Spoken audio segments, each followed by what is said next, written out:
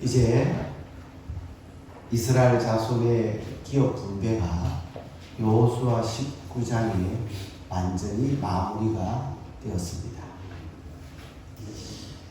기업을 분배하고 나니 하나님께서 여호수아에게 도피성을 지정하라고 말씀을 하세요.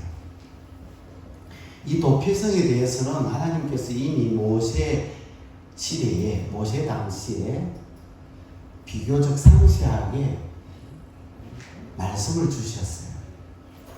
그 말씀이 민수기 35장 11절부터 34절까지 기록이 되어져 있는데, 여러분 시간 나실 때 한번 찾아보시면 이 도피성에 대해서 기록한 내용들을 좀 자세하게 보실 수가 있습니다.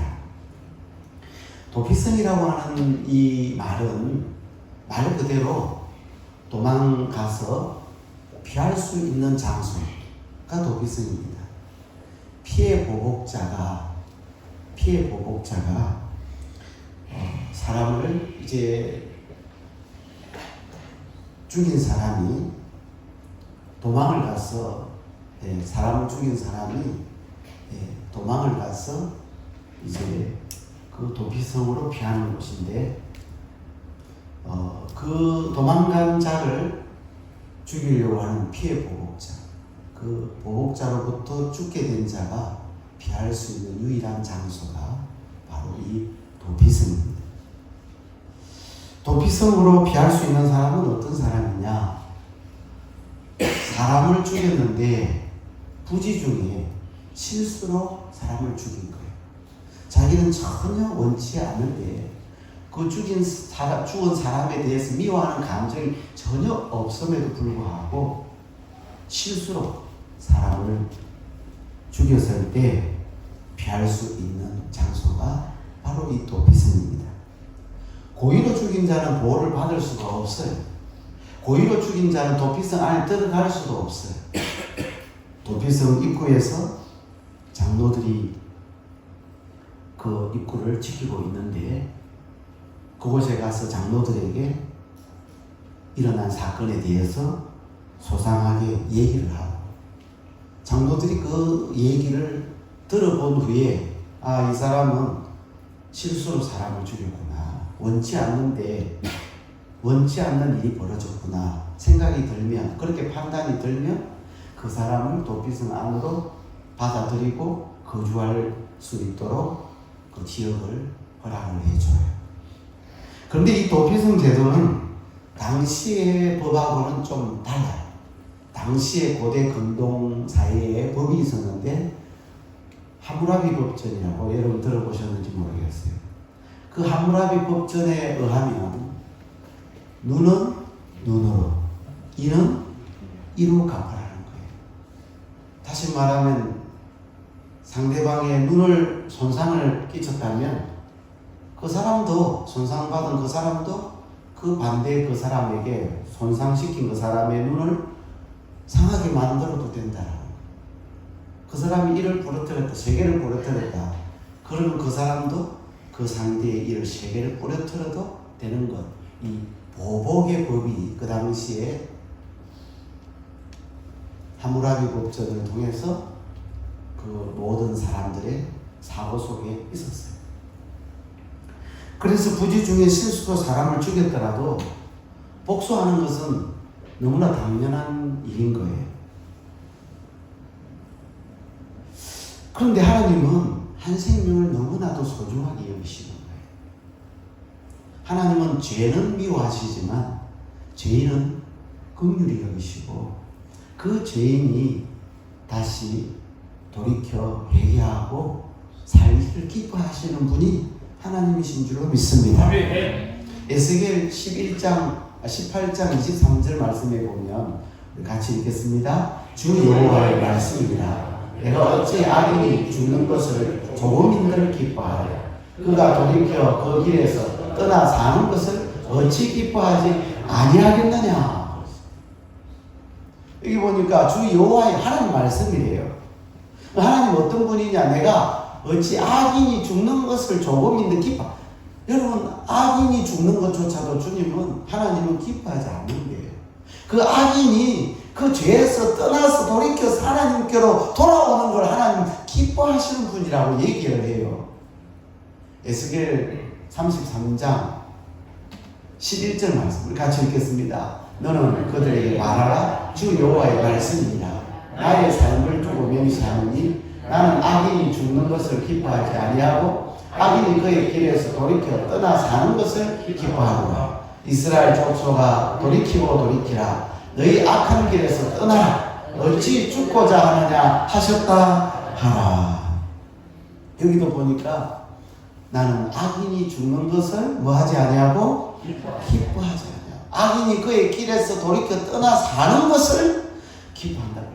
악인이 다시 회복되어서 다시 회개하고 다시 바른 사람으로 하나님의 사람으로 돌아오는 것, 그래서 그가 망하지 않고 복을 받는 걸 하나님은 진정으로 기뻐하신다고 얘기를 하십니다. 그래서 부지 중에 실수로 사람을 죽였더라도 죄가 없는 게 아니에요. 여러분, 내가 실수로 내가 원치 않게 사람을 죽였더라도 그게 죄가 됩니다. 그래서 지금도 물론 우리가 법정에서 판결을 받을 때 그런 부분이 참작은 되겠지만 사람을 죽이면 어떻게 해서라도 사람을 죽이게 되면 내가 실수로 죽였더라도 그 죄에 대한 대가가 있습니다. 교통사고를 했습니다. 교통사고 내고 싶어 하는 사람 어디 있겠어요? 근데 내가 교통사고를 내 나름대로 정확하게 그 속도를 맞추어가지고 그래서 바르게 갔는데 갑자기 밤중에 보이지 않는 앞에 검은색 옷을 입고 지나가는 사람이 부딪히면 죽어요. 그러면 내가 운전을 하다가 그 사람 부딪혔는데 죄가 내한테 없느냐? 사람을 죽였다는 거예요. 내가 실수로 죽인 거예요. 내가 원치 않게 사람을 죽일 수가 있어요. 그랬을 때 나에게는 전혀 죄가 없느냐? 그렇지 않거든요. 오늘날 법에도 보면 그런 사람들 다 그런 참작은 하지만 제가 보니까 징역을 한 6개월 정도 살고 나오더라고요. 그 죄값을 지불하고 나오더라고요. 또 실질적으로 사람을 그렇게 실수로 죽였더라도 감옥에 들어가 살지 않아도 그 죄책감 때문에 엄청나게 시달린다는 얘기를 많이 듣습니다. 그런데 하나님은 긍휼의 하나님이에요. 자비의 하나님이에요. 사랑의 하나님이세요. 피할 길을 열어주세요. 이게 도피성이에요. 도피성. 하지만 도피성은 이스라엘 백성들이 기업으로 받은 그 땅, 그 땅을 이 도피성으로 정할 그 성읍을 그들이 가지고 있는 받은 기업에서 일부를 내어놓아야 돼요. 자기들이 받은 그 기업에서 도피성을 헌납을 해야 된다. 그래서 이렇게 보면 어쩌면 손해보는 것 같잖아요. 받은 기업 중에서 일부를 또 도피성으로 내어놔야 되니까 우리 재산을 또 다시 헌납해야 되니까 좀 손해보는 것 같은데 오늘 우리가 성경을 보면 과연 그런가? 오늘 본문 1절 2절을 우리 같이 한번 다시 읽겠습니다. 시작. 여호와께서 여호수아에게 말씀하여 이르시되 이스라엘 자손에게 말하여 이르기를 내가 모세를 당하여 너희에게 말한 도피성들을 위하여 정하여. 아멘. 여기 보니까 오늘 말씀 속에서 첫 번째 하나님의 명령은 나를 위하여 하신 말씀이다. 한번 따라합시다. 하나님의 명령은 나를 위해 하신 말씀이다. 이 도피성을 정하려면 이스라엘 백성들이 도피성을 위해서 자기의 받은 기업을 내어놓아야 된다고 했어요. 당장 손해보는 것 같지만 그러나 오늘 본문 2절을 보니 2절 끝에 보니까 누구를 위해서? 너희를 위해서 도피성을 정하라. 실수로 사람을 죽이는 일이 없어야 하겠지만 그런 일이 있을 수가 있습니까? 없습니까? 그런 일이 있을 수가 있어요. 내가 전혀 원치 않은데, 나하고 그 사람하고 원수관계가 아닌데, 전혀 모르는 사람인데 불구하고 원치 않게 사람이 나 때문에 죽을 수가 있다라고 하는 거예요. 그런데 그 당시 법대로라면 어떻게 해요? 자기도 죽어야 돼요. 피해 보복자에 의해서. 그 죽은 사람의 가족들이 내가 그 사람을 실수로 죽이건 어떻게든 관계없이 그 가족들이 나를 찾아서 죽이려고 하는 것이, 또 죽여도 되는 것이 그 당시의 법이었어요. 그렇기 때문에 내가 만약에 그 당시의 법대로 억울하게, 나는 그 사람에게 해할 마음도 없었는데 실수로 죽였는데, 그런데 그 가족들이나 친척들이나 지인들이 나를 쳐 죽인다면 얼마나 안타까운 일이며 억울한 일이며, 그리고 그 복수는요, 여러분 사람이 복수를 할 때는요 보통 사람들이 더 크게 해요. 뺨을 한 대 맞으면 두 대, 세 대 때리려고 하는 게 사람의 마음이잖아요. 그러면 상대가 나는 한 대 때렸는데 왜 쟤는 두 대, 세 대 때리지? 그러면 또 복수하게 되는 거예요. 이 복수가 악순환이 계속이 되는 거예요. 그래서 하나님께서 그걸 원치 않으세요. 그래서 그 복수 악순환을 끊어버리는 거예요. 그게 도피성인 거예요. 그래서 도피성을 정하라고 말씀하시죠. 결국 이 도피성을 정하는 것은 이스라엘 백성들을 위해서 하나님이 지정한 장소라고 하는 사실입니다. 민수기 35장 11절을 같이 읽습니다. 너희를 위하여 성읍을 도피성으로 정하여 부지 중에 살인한 자가 그리로 피하게 하라. 여기도 보니까 누구를 위하여? 너희를 위하여 도피성을 정해라. 너희를 위하여 하나님께서 명령하셨는데 그 도피성을 정하려면 내 땅을 내놔야 되는데 손해보는 것 같은데, 그런데 그렇게 할 때 그것이 우리에게, 이스라엘 백성들에게 유익이 되더라는 거예요. 여러분, 하나님께서 우리에게 명령하신 모든 말씀은 한결같이 우리를 위해서 주신 말씀인 줄로 믿습니다. 부모가 자식들을 위해서 자식들을 향하여 말을 할 때는 이래라 저래라 말을 할 때는 자식이 잘 되라고 하는 말이에요, 망하라고 하는 말이에요? 잘 되라고 하는 말이죠. 그런 것처럼 하나님은 우리에게, 하나님의 자녀에게 명령을 주셔요. 그 명령하실 때 그 명령이 내가 생각할 때는 좀 손해인 것 같고 내가 안 맞는 것 같고 내가 꼭 그렇게 해야 되나 싶지만, 하나님의 명령은 오늘 저와 여러분에게, 특별히 하나님의 자녀인 우리들에게 유익을 주시기 위해서 명령하신 말씀인 줄 믿습니다. 따라서 우리가 믿고 순종하면 결과적으로 복으로 나타나요. 결과적으로 그게 우리에게 복이 되는 거예요. 여러분, 사사기 7장에 보면 기도원의 300용사가 나와요. 기도원의 300용사. 이 기도원의 300용사를 우리가 보면, 믿음 없이 보면 이게 이해가 안 되는 본문이거든요. 인간적으로 보면 이게 이해가 안 되는 사건이란 말이에요. 왜냐하면 이 이스라엘 백성을 괴롭히는 이 미디안 군대가 있어요. 미디안 군대가 이스라엘을 치려고 아말렉과 동방 사람들 연합군을 결성을 합니다.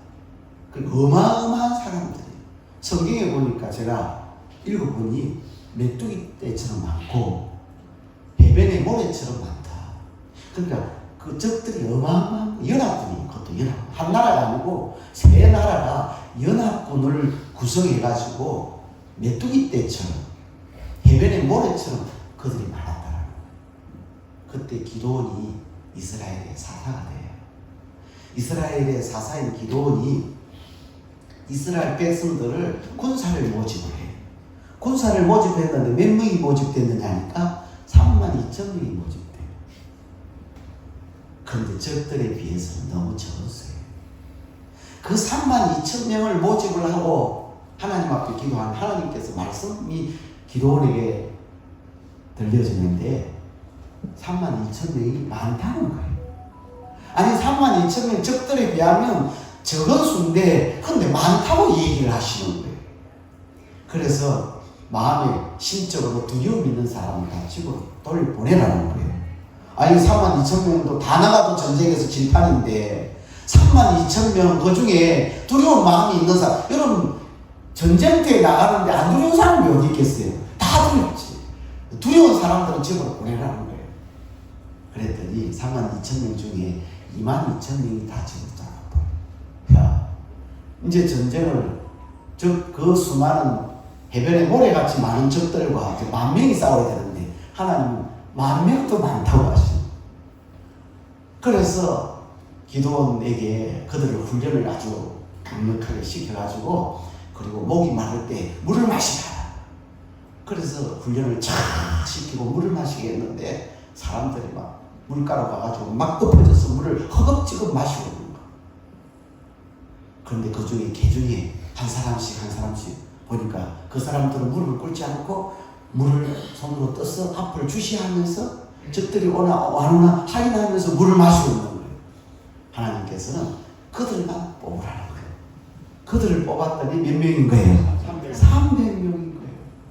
아니 32,000명이 나가도 전멸할 판인데 300명을 데리고 나가라니 이건 도대체 하나님의 명령은 이해가 되지 않는, 다 망할 것 같은, 다 전멸할 것 같은 그런 상황인 거예요. 그런데 그 300명의 손에다가 칼을 쥐어준 것이 아니고 창을 쥐어준 것이 아니고 그들의 손에 나팔을 쥐어줘요. 그리고 한쪽 손은 항아리를 쥐어줘요. 그리고 그 항아리 속에 뭘 감추게 해요? 횃불을 감추게 해요. 그리고 나가라는 거예요. 여러분 기도원이 그 하나님의 명령에 이해가 잘 안 되지만 참 어떻게 보면 이렇게 가야 하나, 이거 우리 다 가다가 다 몰살하는 거 아닌가 하는 생각도 들었겠지만 그러나 기도원이 순종합니까 안 합니까? 순종을 밤중에 적을 향하여 기습적으로 밤중에 들어갑니다. 세 편으로 나눠가지고, 그러니까 100명씩 세 부대로 이렇게 딱 나눠가지고 그들이 밤중에 적들 그 연합군 향하여 쫙 들어가. 그리고 그들 가까이에 가서 어떻게 합니까? 나팔을 확 300명이 나팔을 한꺼번에 빵빵빵 불면서 그 다음에 뭘 깨뜨려요? 항아리를 탁 깨뜨리니 그게 뭐가 나옵니까? 횃불을 다 치켜, 300명이 여기저기 횃불을 치켜드니까 적들이요 완전히 혼비백. 여러분 밤중에 300개의 횃불을 드니까 이 이스라엘 적들이 막 미디안 연합군이 생각할 때는 엄청난 군대가 왔다는 생각이 들고 항아리가 막 깨트려지는데 군대가 걸어오는 발걸음 소리처럼 들렸고, 그러니까 자기들끼리 그냥 칼을 들어서 친구끼리 쳐 죽여가지고 그 미디안 연합군이 몰살을 하고 이스라엘 백성이 대승을 거두는 역사가 일어났습니다. 할렐루야.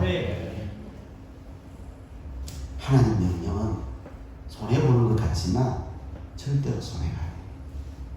실패하는 것 같지만 실패가 아니고 승리예요. 하나님의 기적을, 하나님의 능력을 체험하게 되는 줄로 믿습니다. 하나님은 원수를 사랑하라 하고 명령하세요. 한번 따라합시다. 원수를 사랑하라. 이해가 안 되는 말이잖아요. 어떻게 해요? 보통 일방적인 원수를 갚아줘야지.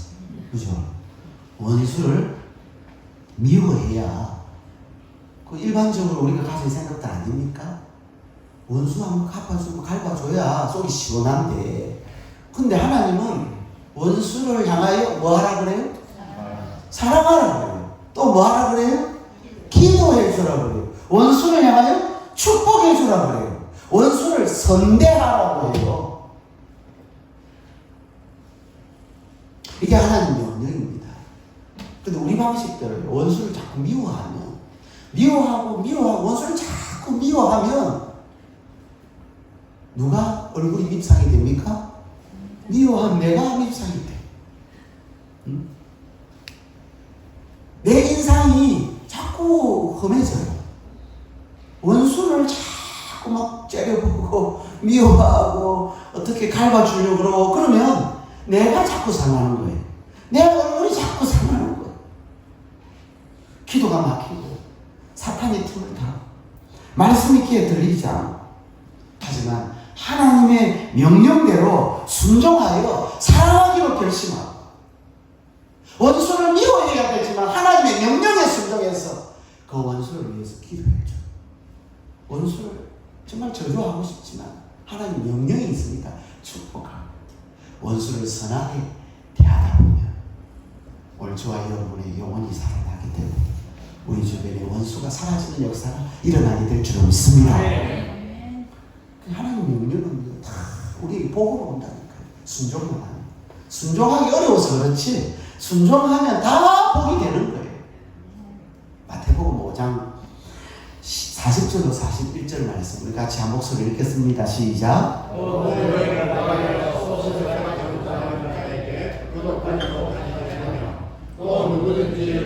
억지로 오기를 가게 하거든 그 사람과 심리를 동행하고. 자, 이 말씀 여러분 보시니까 쉬워요? 어려워요? 어렵죠. 어렵습니다. 쉬운 게 아니에요. 자, 물어봅시다. 속옷이 비싸요? 겉옷이 비싸요? 겉옷이. 속옷은 좀 저렴합니다. 옛날에는 속옷 하면 뭐 3,000원, 5,000원 하면 쉽게 샀어요. 요즘에는 이제 제가 가보니까 조금 나가더라고요. 속옷도 15,000원, 2만원, 3만원대가 있고 그 이상은 제가 안 봤습니다만 그 이상도 있을 거예요. 그 이상도. 아무리 속옷이 그런데 비싸도 겉옷보다는 비싸요. 겉옷은요 비싸면요 수십만 원도 하고 심지어 수백만 원도 하고 심지어 또 그런 말도 나오는데 수천만 원짜리 겉옷도 있잖아요. 예?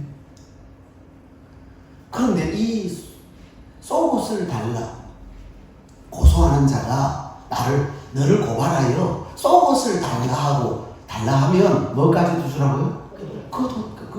그 겉옷은 더 값지고 귀한 거예요.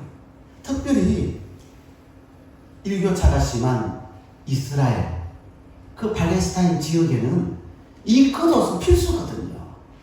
그 겉옷이 없으면 몸이 다 탄단 말이에요. 그래서 반드시 겉옷은 필요해요. 그런데 그 겉옷을 주라는 거예요. 속옷을 달라 하는 자에게 속옷도 주고 겉옷 나는 뭐하고 나는 남자 빨고 이게 어떻게 되는 거예요? 그래 무조건적인 사랑을 베풀라는 거예요. 무조건적인 사랑을 베풀어라. 이게 쉬운가요? 어렵지. 이렇게 순종을 하면 결과는 보나마나 내게 뭐가 온다는 거예요? 복이 온다는 거예요. 오늘 저와 여러분에게 이런 경험은 없어요. 왜? 여러분에게 누가 속옷 달라는 사람이 있습니까? 속옷이 없어가지고 속옷 달라는 사람은 없어요. 누가 여러분들에게 돈을 빌려줘가지고 못 받았어. 그거 못 받는다고 여러분 속옷 달라고 하는 사람이 어디 있겠어요? 그래서 고발하는 사람은. 그러나 이 무조건적인 사랑을 베풀어라. 또 여기 보니까 억지로 오리를 가게 하거든. 억지로 오리를 가게 하거든. 그 사람과 어떻게 하라고요? 그 사람과 심리를 동행하고 오리를 억지로 가게 하는. 그래서 오리를 억지로 갔는데 난 가기 싫지만 갔는데 몇 일 더 가라는 거예요. 오리를 더 동행해 주라는 거예요. 더 동행. 그러니까 오리를 더 동행해 주는 그런 너그러움을 가지라는 거예요. 오늘 우리에게 너그러움이 없거든. 저에게도 너그러움이 많이 없어요. 여러분들에게 너그러움 있나요? 억지로 오리를 가는데 또 오리를 더 가주겠습니까? 쉽지 않아. 그런데 하나님 그렇게 하라는 거예요.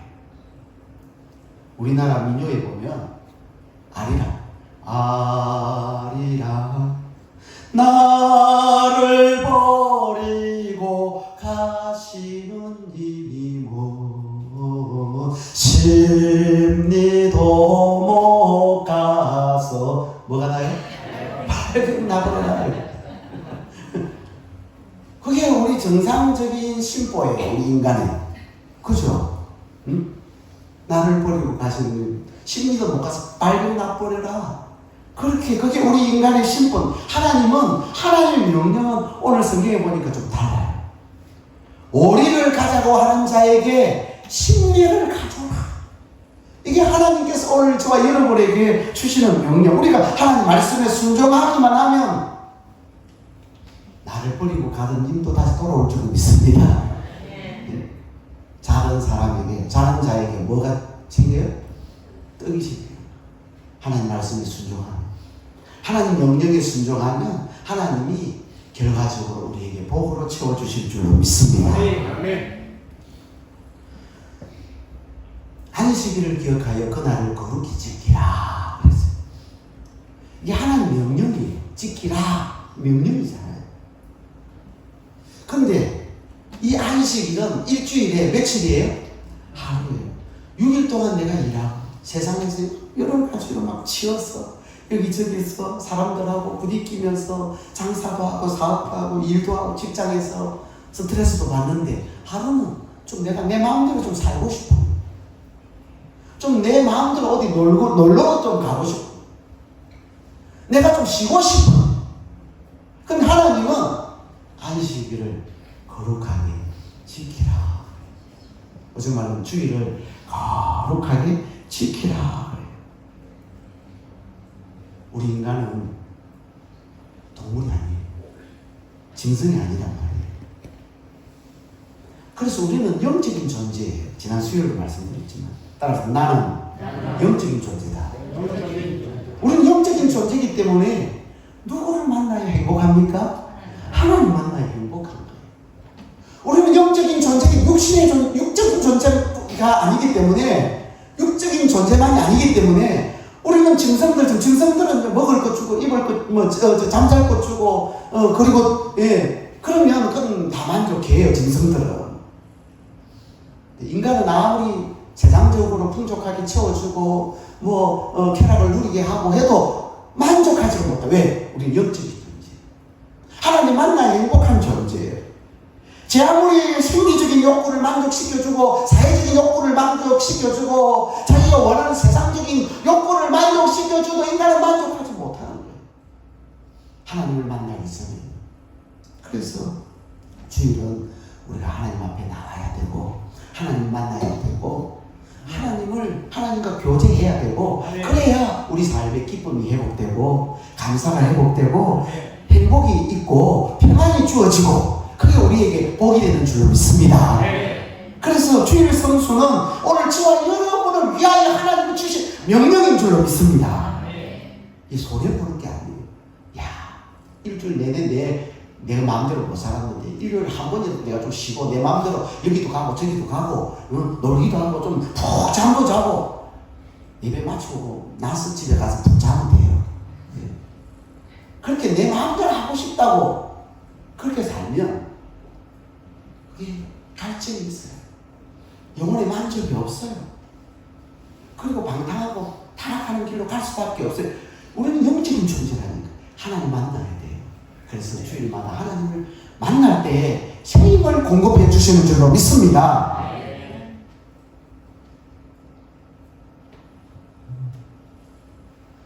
두 번째로 죄인이 도피성에 들어가려면 어떻게 해야 되느냐. 두 번째, 죄인이 도피성에 들어가려면 자신의 죄를 자백해야 합니다. 따라서 자신의 죄를 자백해야 한다. 4절 같이 있습니다. 4절 말씀 시작. 이 성을 중에 하나의 도피하는 자는 그 성을 들어가는 문 거기에 있어서 그 성을 강도에게 자기의 사건을 말할 것이요 그들은 그를 성읍에 받아들여 한 곳을 주어 자기들 중에 거주하게 하고.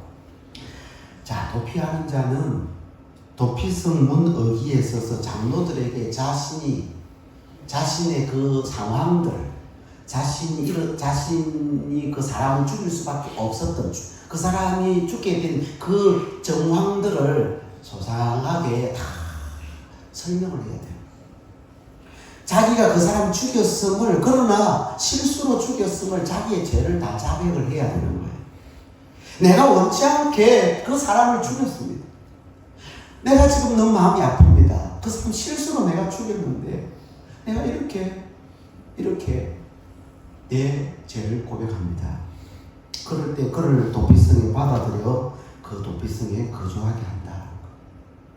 일단 도피성에 들어가면 확실하게 보호를 받아요. 5절 말씀 같이 읽겠습니다. 시작. 피해 보복자가 그의 뒤를 따라온다 할지라도 그들은 그 살인자를 그의 손에 내주지 말지니 이는 본래 미워함이 없이 부지 중에 그의 이웃을 죽였습니다. 여기 보니까 피해 보복자. 이 피해 보복자는 아마 그 죽은 사람의 가족들이거나 친척들이거나 지인들이겠죠. 그 죽은 자를 정말 사랑했던, 죽은 자와 정말 가까운 그런 사람들일 거예요. 그 당시에 법대로라면 이 피해 보복자들이 살인한 자를, 부지 중에 실수로 살인한 자를 찾아내어 그 사람을 죽이는 것이 그 당시의 법이었어요. 그게 잘못이 아닌 거예요. 그런데 그 피해 보복자가 그의 뒤를 따라온다 할지라도 그들은 그 살인자를 그의 손에 어떻게 해요? 내주지 말지니. 그리고 보호해주라는 거예요. 실수로 사람을 죽인 자를 보호해주라는 거예요. 따라서 도피성에 들어가려면 그 도피성에 들어가는 방법, 자신의 죄를 먼저 자백하는 거예요. 내가 이렇게 실수로 사람을 죽였습니다. 내가 죄인입니다. 내가 잘못했습니다. 하고 자기의 죄를 자백하는 거예요. 요한일서 1장 9절 말씀에 만일 우리가 우리 죄를 자백하면 저는 그는 미쁘시고 오로사 우리 죄를 사하시며 우리를 모든 부위에서 깨끗하게 하실 것이요. 여기 보니까 만일 우리가 우리 죄를 뭐하면 자백하면, 결국 이 도피성은 누구를 예포하느냐? 도피성은 예수 그리스도를 예표해요. 우리가 도피성이신 주님께 비하려면 우리 죄를 주님 앞에 뭐해요? 자백해야 돼요. 주님, 내가 이런 죄인입니다. 내가 사람을 죽였습니다. 내가 죄인입니다. 내가 죽을 죄인입니다.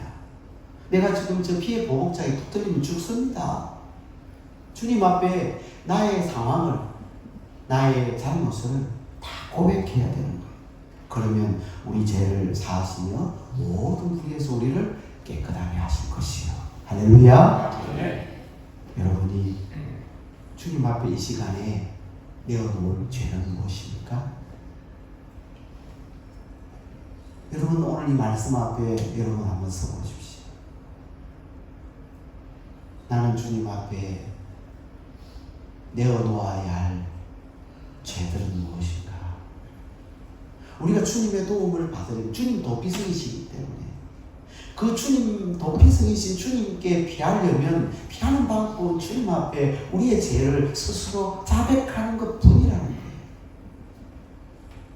이사야 1장 18절 19절을 같이 읽습니다. 여호와께서 말씀하시되 오라 우리가 서로 변론하자. 너희의 죄가 조금 같을지라도 눈과 같이 이어질 것이요 진홍같이 붉을지라도 양털같이 희게 되리라. 너희가 즐겨 순종하면 땅의 아름다운 소산을 먹을 것이요. 여기 보니까 여호와께서 하나님 말씀하시래요. 오라 우리가 뭐라 그래요? 서로 변론하자. 이 말은 사실은 우리가 죄를 자백하라는 거예요. 하나님 앞에 우리 죄를 자백하라는 거예요. 그리고 19절에 너희가 즐겨 순종하면, 다시 말하면 너희가 즐겨 하나님 앞에 너희 죄를 드러내며 너희가 자백을 하면, 너희가 회개하면, 너희가 너희 죄를 고백하면 땅의 아름다운 소산을 먹을 것이라는 말은 하나님이 보호해 주신다는 말이에요. 사랑하는 성도 여러분, 우리가 죄인이지만 주님의 도우심을 받고 살려면 우리 죄를 자백해야 될 것입니다. 회개해야 됩니다. 그게 우리가 사는 길이에요. 여러분이 살면서 지은 죄가 없습니까? 우리 인간은 매일같이 허물투성이고 죄투성이고 매일같이 실수하지 않습니까? 생각으로도 죄 짓고요, 말로도 죄 짓고요, 행동으로도 죄 짓는 죄인들이에요. 죄의 본성을 가지고 태어났어요. 그래서 어쩔 수 없이 죄인인데, 그래서 주님은 베드로에게 날마다 뭘 씻으라 그래요? 발을 씻으라 그래요. 이미 목욕한, 이미 예수 그리스도를 나의 구주로 영접해서 중생한 자라 할지라도, 이미 거듭난 자라 할지라도 날마다 발을 씻는, 여러분이 저녁에 잠자기 전에 발을 씻고 주무시는 것처럼 하나님 앞에 이 죄의 발을 날마다 씻어야 주님의 보호와 주님 안에 가는 놀라운 축복을 누리게 될 줄로 믿습니다. 하나님은 이스라엘 백성들을 위해 도피성을 정하게 하셨어요.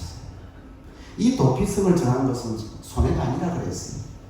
도피성을 정한 것은 우리에게 축복이고 은혜고 하나님의 사랑과 긍휼이에요.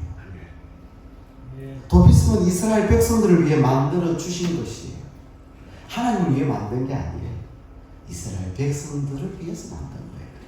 따라서 하나님께서 하라고 하시는 명령이 내 마음에 안 들고 내가 손해보는 것 같아 할지라도 우리가 100% 그 말씀에 순종하면 반드시 저와 여러분에게 은혜로 복으로 축복으로 역사하실 줄 믿습니다. 도피성은 우리의 구원자 예수 그리스도를 예표한다고 그랬어요. 따라서 예수님 안에 있으면 가장 안전한데, 우리가 예수님 안에 있기만 하면 가장 안전한데, 그러기 위해서 오늘 우리 자신이 죄를 자백해야 합니다. 회개해야 합니다. 그러면 하나님의 보호를 받게 될 줄로 믿습니다. 한번 따라 합시다. 주님, 따라합시다. 주님, 나는 죄인입니다. 내 삶이 죄로 얼룩져 있습니다. 지금까지 죄의 종로로 됐습니다. 이제 주님께로 돌아갑니다.